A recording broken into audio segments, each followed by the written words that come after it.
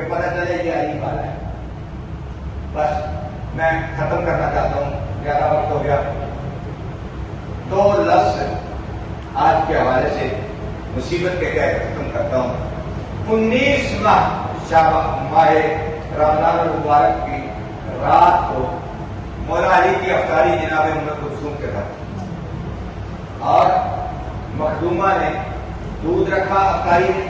آپ نے کتنی متکلم افطاری روز کرتے ہیں، لیکن مولا کی افطاری کیا ہے؟ دودھ رکھا، نمک رکھا، کھجور رکھی، اور کہا کہ یہ افطاری کے لیے، باقی جو کی روٹی رکھی.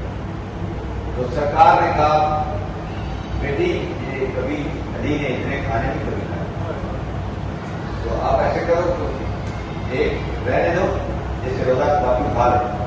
تو بی بی نے چاہا کہ میں نمک اٹھا لوں، جلدی سے ہاتھ بڑھایا.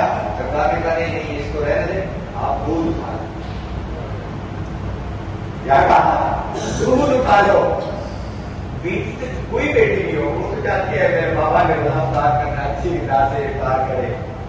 بیٹیاں تو کہیں کوئی بیٹی ہو، پھر جس کا علی جیسا باپ ہو کیسے، لیکن حکم فوق الادب ہوتا ہے. اٹھا لیا اور سرکار نے وہ روزہ افطار کیا، اور روزہ افطار کیا. رات گزر گئی، ساری رات بی بی فرماتی ہے کہ میرے بابا رات کو سینے خانہ میں جاتے تھے اور گڑگڑاتے تھے، روتے تھے، اپنے ریشے مبارک کو پکڑتے تھے، فرماتے تھے کہ لگتا ہے آپ کو موقع آ گیا ہے، لگتا ہے آپ کو گھڑی آ گئی ہے. یعنی ایسی باتیں کرتے رہے. اور صبح کے ٹائم پہ مولا نے فرمایا اے صبح مجھے بتا، میں ہر روز تجھے نمودار ہوتے دیکھتا ہوں، کبھی تم نے علی کو سوئے ہوئے دیکھا؟ علی کو صبح نے کبھی سوئے ہوئے نہیں دیکھا. میں تو تجھے ہر روز نمودار ہوتے دیکھتا ہوں.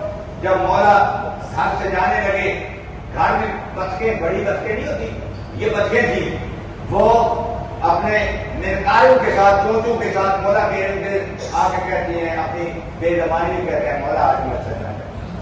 لیکن مولا فرماتے ہیں میں نے مسجد جانا ہے. لیکن جب نکلنے لگے، جس دروازے سے روز نکلتے ہیں 1000 بندہ کٹی جاتا ہے، یعنی دروازہ بھی کہہ رہا ہے مولا مسجد نہ جائے، بے زبانی میں آج مسجد نہ جائے.